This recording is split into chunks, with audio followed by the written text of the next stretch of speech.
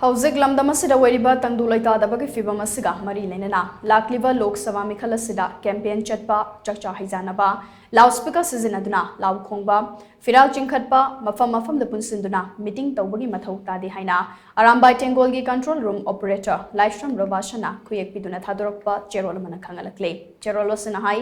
thawong sing asi chathabada aikoi masel punsinnabagi mahutta machoi tahanduna khana chainaba misi mina kaya thoktuna